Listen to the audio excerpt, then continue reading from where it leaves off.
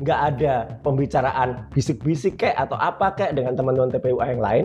Tiba-tiba Egy Sujana atau yang biasa disingkat dengan BES ya, Bang Egy Sujana, dan DHL atau Damai Hairi Lubis itu kan tiba-tiba muncul di Solo pada tanggal 8 Januari yang lalu dan tiba-tiba ketemu. Dan itu saya katakan Bang Indra, itu memang sebenarnya upayanya adalah untuk di silent operation, rahasia. Saya nggak ada yang ngerti. Tapi kan lucunya justru Kompol Syarif, ajudannya Jokowi sendiri yang kemudian membocorkan kan. Ya. Karena meskipun itu sempat di steril, sempat nggak boleh ada orang datang, ya bahkan beberapa tamu yang udah datang pun suruh pulang, katanya begitu. Tiba-tiba datanglah Damai Hairi Lubis dan Egy Sujana ditemani. Nah ini yang menarik, ditemani dua relawan dari Rejo, relawan Jokowi, yaitu Darmizal dan Rahmat. Yang kita kenal dua relawan itu dulu termasuk dalam Demokrat palsu, ya, Demokrat pembegalnya Demokrat yang asli, Demokratnya Muldoko waktu itu. Jadi ya ini sebenarnya makin kelihatan tangannya Jokowi. Dulu tangan dia ketika menyuruh si Darmizal dan Rejo, Rahmat. Ini lagi mereka berdua yang mengupayakan untuk kedatangan si Egy dan Damai Hairi Lubis. Dan kemudian menariknya ada banyak cerita setelah itu. Katanya mereka berdua menyatakan dengan tegas melalui WA yang dikirim kemana-mana, termasuk saya dapat WA langsung dari Egy Sujana, tidak ada permintaan maaf. Itu katanya. Damai Hairi Lubis juga mengatakan di beberapa TV, karena yang berani tampil di TV sekarang, sama tadi Bang Indra mengatakan klarifikasinya ditunggu-tunggu, tapi yang muncul di TV itu baru Damai Hairi Lubis, yaitu ketika pertama kali ada di Kompas, dia muncul bersama saya, kemudian kemarin di TV One bersama dengan Bang Asam dan juga Prof C ya, dari UNJ dan juga Aswan ya. Dan habis kita ngobrol ini, dia juga akan muncul di program Kompas namanya Bola Liar. Itu Damai Hairi Lubis. Tapi mereka semua sepakat dengan tone lucunya, Bang. Tidak ada minta maaf. Ya. Pak Jokowi kan juga mengatakan hal yang sama. Itu cuma silaturahmi biasa. Betul. Syarif juga mengatakan hal yang sama. Tapi kan lucu. Katanya nggak ada minta maaf dan Damai Hairi Lubis dan Egy tetap mengatakan ijazahnya palsu. Itu dikatakan masih. Jadi nggak ada. Tapi kok tiba-tiba bisa kemudian muncul ide tadi restoratif justice dan juga mendadak pada hari Kamis kemarin si Damai Hairi Lubis sudah mempertontonkan dia statusnya bukan lagi tersangka tapi mantan tersangka karena sudah di SP3 atau mendapatkan surat perintah penghentian penyidikan. SP3 berarti udah bebas dia.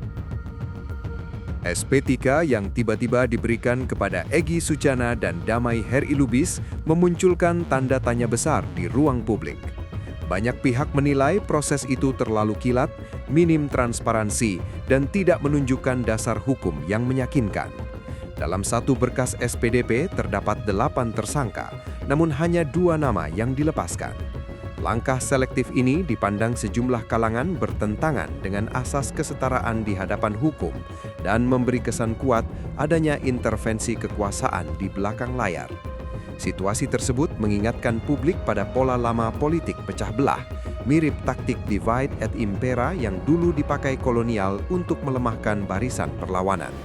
Ketika perjuangan menguji keaslian ijazah Jokowi disebut telah memasuki fase penentuan, justru 2 inisiator awal kasus memilih jalan berbeda. Restoratif justice yang dijadikan alasan SP3 pun dipersoalkan karena tidak disertai pengakuan bersalah atau permintaan maaf. Sementara keduanya tetap menyatakan keyakinan bahwa ijazah itu bermasalah. Di mata sebagian masyarakat, langkah mundur tersebut meninggalkan rasa kecewa mendalam. Narasi yang beredar di ruang publik menyebut mereka seperti meninggalkan kapal saat badai mulai reda, padahal merekalah yang pertama meniup peluit pertarungan. Penilaian keras pun muncul.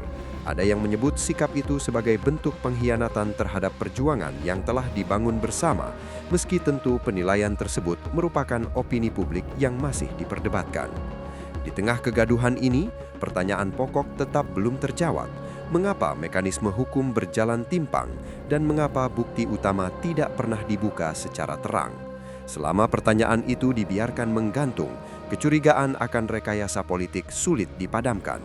sejarah kerap mengingat bukan hanya siapa yang memulai perjuangan, tetapi juga siapa yang bertahan sampai akhir.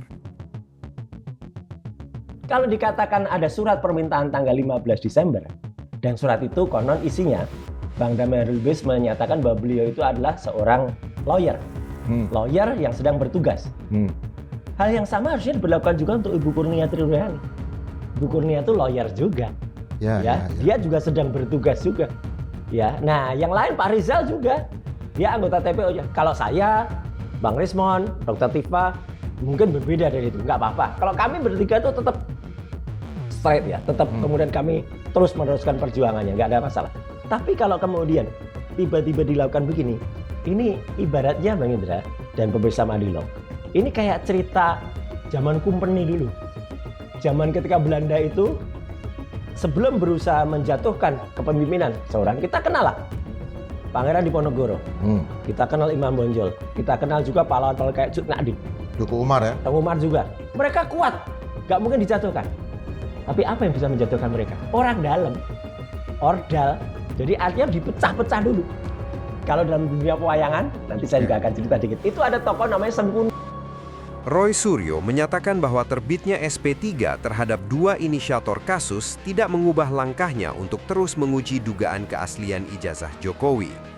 Ia menilai peristiwa ini justru menyerupai pola lama politik pecah belah, seperti taktik divide et impera yang dahulu dipakai kolonial untuk melemahkan barisan perlawanan. Dalam pandangannya, situasi hari ini memperlihatkan skema serupa. Ketika proses hukum mulai mendekati babak pengadilan, muncul langkah-langkah yang seolah memisahkan kekuatan penggugat dari dalam. Banyak pengamat membaca dinamika tersebut sebagai tanda kegelisahan kekuasaan. Bila perkara benar-benar masuk ruang sidang, publik berharap bukti utama harus dihadirkan, dan pihak yang dipersoalkan tak lagi bisa berlindung di balik alasan administratif. Karena itu, setiap manuver yang terkesan terburu-buru memunculkan dugaan bahwa ada upaya menghindari panggung peradilan terbuka yang sulit dikendalikan. Di sisi lain, Roy menegaskan perjuangan tidak bergantung pada 1-2 figur. Menurutnya, kebenaran dokumen akan berbicara melalui mekanisme hukum, bukan melalui kompromi politik. Ia melihat respons yang saling bertolak belakang antara keyakinan sebagian pihak bahwa ijazah bermasalah dan keputusan penghentian perkara sebagai sinyal bahwa kasus ini belum selesai, justru memasuki fase paling menentukan.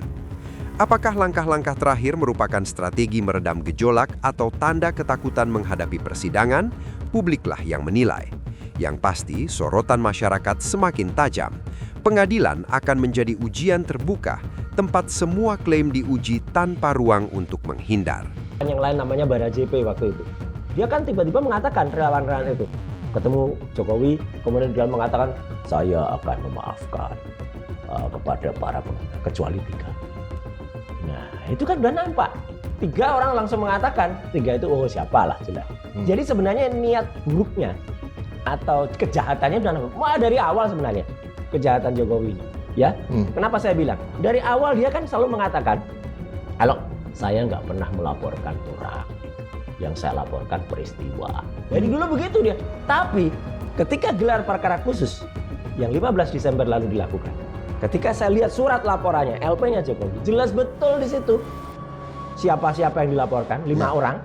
Dan 5 orang itu, ini yang menarik ya, harus dilihat. 5 orang itu saya, Dr. Rismon, Dr. Tifa, plus yang namanya Egy Sujana dan Kurnia Trinuryani. Nah sekarang kok tiba-tiba bisa? Kalau misalnya di situ itu adalah Egy Sujana dan DHL, bolehlah ini 2 ini split. Dari awal Egy Sujana dan Kurnia itu satu laporan LP. Tiba-tiba muncul tersangkanya ada 8, bahkan dari 12 yang terlapor, ada beberapa podcaster juga yang dilaporkan. Ini kan sudah acak-adut ini. Tambah pasal-pasalnya pun itu dari awal udah disebutkan Jokowi. Padahal sekali lagi mulut dia sendiri yang mengatakan saya tidak melaporkan orang, yang saya laporkan peristiwa. Kan memang sudah niatnya memang sudah dari awal udah buruk memang. Jadi ya pertanyaan Bang Indra tadi ya kalau saya sih senyum saja. Kami nggak ada soal mau di SP3 atau enggak. Tujuan kita membuktikan ijazah itu 99,9% palsu. Jadi sekali lagi yang sudah dipertontonkan selama ini palsu. Udah. Tidak, Roy Suryo orang kenal tidak akan menyerah ya terhadap masalah ini. Tapi langkah hukum kan juga perlu. Apakah SP3 ini bisa dikatakan legal, sah atau tidak? Ya, kalau lihat prosedurnya cacat. Karena kalau melihat aturan dalam KUHP ya, ada teman yang memberitahu saya ada pasalnya, pasal 79, pasal 83. Meskipun itu lebih kepada pra peradilan, pasal-pasal itu ya, dalam KUHP itu. Tapi artinya begini, apapun yang terjadi, terbitnya surat SP3 yang meloncat dasar pertimbangannya dari laporan, penetapan tersangka, tiba-tiba langsung SP3. Sidang Citizen Lawsuit di Solo menghadirkan ijazah pembanding dengan watermark, emboss, dan legalisasi resmi yang tampak berbeda dari dokumen yang dikaitkan dengan Jokowi. Fakta ini memicu pertanyaan publik mengapa standar serupa tak pernah ditunjukkan secara terbuka oleh pihak yang dipersoalkan. Roy Suryo mengklaim temuan tersebut dapat membuka hampir seluruh dugaan kejanggalan. Namun hingga kini, bukti utama belum pernah dihadirkan di ruang pengadilan. Ketiadaan klarifikasi yang tegas melahirkan kesan adanya penghindaran dari forum pembuktian. Sebagian masyarakat menilai sikap berkelit itu sebagai tanda ketidakjujuran dan keberanian yang dipertanyakan, karena proses hukum seharusnya menjadi panggung untuk menjawab keraguan, bukan menutupnya dengan manuver prosedural. Polemik ini akhirnya melampaui soal dokumen semata. Ia berubah menjadi ujian integritas. Apakah kebenaran akan dibuka terang di hadapan publik atau terus diselimuti alasan demi alasan? Sejarah biasanya mencatat siapa yang berani berdiri jujur dan siapa yang memilih bersembunyi dari pengadilan waktu. Saya pun juga mengatakan bahwa foto rangkulan ini kan hoax juga, Bang Indra. Kan sempat beredar, saya juga sempat katakan dulu. Ini apa? AI? AI, Artificial Intelligence ini. Karena bajunya juga bukan ini yang dipakai pada saat peristiwa itu juga. Jadi artinya, upaya-upaya untuk mengkonstruksikan seolah-olah ada permintaan maaf itu coba dibuat. Tapi lucunya faktanya, Egy Sujana dan Damai Hairul Lubis mengatakan tidak pernah ada minta maaf. Bahkan, ini yang menarik juga, kan kita semua dengar, Egy Sujana berkali-kali mengatakan, kedatangan kami berdua ke Solo itu bagaikan Nabi Musa dan Nabi Harun mendatangi Fir'aun. Jadi Solo itu dianggap Fir'aun gitu loh. Ucapan Bang Egy tadi, selamat berjuang bro, itu tuluskah atau sindiran? Nah, ini yang saya kemudian menjadi lucu aja, udah tak anggap lucu-lucuan aja, dan saya balas dengan senyum saja. Kenapa nggak memunculkan hal yang lain? Saya jawabnya gitu. Enggak, karena ya mungkin beliau lagi berpikir karena atasnya panjang, mengirimkan beberapa tulisan, terus paling bawah itu mengkhusus untuk saya. Selamat berjuang bro ini kan kita ingat di dalam Al-Quran juga itu kan ucapan dari Bani Israel. Iya, betul. Ketika Musa dan Harun, silakan kamu berjuang. Betul, iya. Kami di sini. Iya, dia nggak ikut gitu kan. Dia nggak ikut. Iya. Artinya udah ucapan Yahudi nih kan, Bani Israel. Isu bahwa Egy Sujana dan Damai Hairul Lubis telah meminta maaf kepada Jokowi, disertai beredarnya foto pelukan, dinilai banyak pihak sebagai rekayasa digital. Kedua tokoh itu tidak pernah menyatakan permintaan maaf secara terbuka, sehingga muncul dugaan adanya perang opini untuk membangun kesan seolah perkara telah selesai. Roy Suryo menyikapinya dengan tenang. Meski merasakan adanya pengkhianatan, ia tetap menghormati mereka sebagai penggerak awal kasus dan memilih fokus pada pembuktian hukum. Pesan "Selamat berjuang bro" dari Egy hanya ia balas dengan senyum, tanda bahwa tujuan utama tidak berubah. Sebagian masyarakat menilai langkah mundur tersebut seperti membiarkan perjuangan berjalan sendirian ketika memasuki fase menentukan. Kekecewaan itu melahirkan cap negatif yang sulit dihapus dari ingatan publik. Namun pertanyaan pokok tetap sama. Apakah kebenaran akan dibuka di pengadilan atau ditutupi oleh rekayasa citra?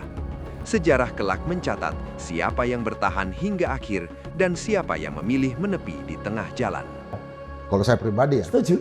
Apa ada politik hukum di sini? Pasti, kalau saya harus mengatakan, kalau saya orangnya terang-terang aja. Apa? Ya pasti ada orang yang berkepentingan untuk kemudian malah merusakkan. Harus ingat, Bang. Tanggal 2 Januari kemarin, 2026, kan berlakunya KUHP baru. Ya, ya. Dan KUHP baru itu disahkan ya dengan Undang-Undang Nomor 1 tahun 2023. Tahun di mana mengesahkan itu adalah ketika Jokowi itu adalah menjadi presiden. Dan dialah yang sekarang, kalau mau dikatakan kerusakan tadi dan politik hukum tadi, justru dia yang memberlakukan ini. Kenapa KUHP baru yang kemudian harusnya itu menjadi harapan seluruh rakyat Indonesia, seluruh masyarakat, kenapa malah diacak adut seperti ini? Jadi ini makin menegaskan atau makin kemudian menimbulkan pandangan atau kecurigaan masyarakat bahwa memang KUHP baru ini yang tujuannya semula baik, tapi ternyata bisa dimainkan seperti ini. Di KUHP lama tidak ada restoratif justice. Sekarang ada, tapi pelaksanaannya masa acak adut kayak gini. Masa tidak Artinya ada yang alasan? bisa mengicon ya, Ya. sebaliknya. Arti kalau ada Istilahnya apa restoratif justice, ya.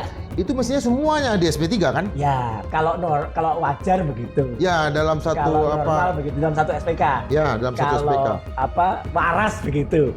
Tapi kan ya ini kan aneh gitu. Meskipun ya saya sama sekali menolak ya kalau ada orang mengatakan itu trio RRT iri karena enggak ada iri sama sekali.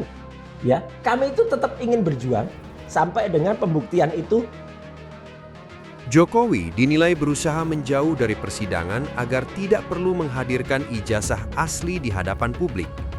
Langkah hukum yang berbelit dan penggunaan KUHP baru yang dianggap bisa dimanipulasi memunculkan kesan kuat adanya politik hukum untuk melindungi kepentingan pribadi.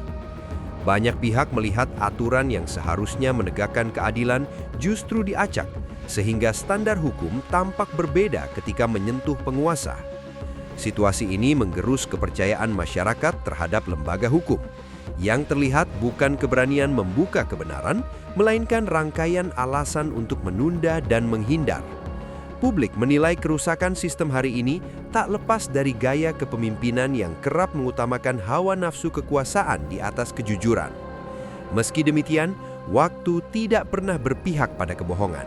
Seberapa rapat perkara ditutup, kebenaran akan menemukan jalannya sendiri, dan sejarah akan mencatat siapa yang paling bertanggung jawab atas kekacauan hukum ini. Saya perjelas saja nih. Ya. Apakah Bang Profesor itu tidak khawatir Egy Sujana bakal membocorkan strategi melawan Jokowi? Nggak apa-apa. Nggak, karena terus terang juga Bang. Kami memang berdelapan itu terus terang saja kan tidak dalam satu kuasa hukum yang sama. Ya, RRT itu ada kuasa hukumnya. Berlima ada kuasa hukumnya. Maksud saya selalu ikut yang lain-lain pun karena bagi klien, bagi prinsipal itu boleh menunjuk banyak kuasa hukum. Bang Egy dan Bang DL itu kuasa hukumnya lain. Jadi ya memang meskipun satu kelompok, tapi itu boleh memang kuasa hukumnya berbeda-beda. Saya sejak awal juga sudah punya namanya personal lawyer. Dan itu selalu mendampingi saya ketika pemeriksaan mulai dari pelaporan awal kemudian menjadi saksi, menjadi tersangka. Tidak apa-apa. Artinya banyak hal yang tidak kami sampaikan secara terbuka untuk ke dalam karena saya tahu itu, Bang Indra, strategi-strategi tidak semuanya dilaporkan. Gitu. Karena kalau boleh saya cerita ya, ini boleh ya? Saya Boleh. Nah, dalam kisah pewayangan, ya itu ada tokoh ya. Kalau kita cerita, bumi gonjang-ganjing, langit kelap-kelap. Wah. Jadi kalau dalam cerita wayangan, Petro ini kita tahu lah. Petro ini pernah jadi ratu dan dia akan didampingi dengan oleh para raksasa-raksasa yang jahat ini. Nah, ada Buto Terong, ada ini yang dosa muka, dan ada yang menarik tokoh itu, yaitu yang bernama Sengkuni. Nah, Bang, kita tahu mungkin beberapa orang. Sengkuni ini adalah orang yang sebenarnya ikut di dalam rombongan gitu, tapi tiba-tiba dia bergabung dengan Petro. Nah, saya nggak perlu sebutkan siapa itu ya sekarang. Sengkuni inilah memang yang sering kita lihat. Dia mengacaukan segala, meskipun si Petro ini juga terus mengajak kelompok-kelompoknya. Jadi Petro ini kan juga mengajak yang namanya terbul-terbulnya. Lah ini ternak-ternaknya banyak ini. Ternak-ternaknya banyak. Ini ada ternak-ternaknya Mulyono. Nah ini juga banyak. Di samping ternak Mulyono, dia juga mengajak gajah sekarang. partai gajah. Partai gak punya ijazah ini. Tapi bagaimanapun juga gajah ini gak punya ijazah ini. Akan dikalahkan. Penonton boleh ketawa ya? Boleh. Akan dikalahkan dalam cerita. Saya pernah cerita itu di sini bahwa dalam Quran ya surat Al-Fil ya. Ketika Abraha, ya anggap aja Petro ini Abraha, menyerang Ka'bah, dihancurkan oleh Allah Subhanahu wa taala dengan pengiriman batu-batu panas oleh burung ababil. Nah, jadi sejahatnya Petro, apalagi dulu dia pernah dipecat juga dari ini.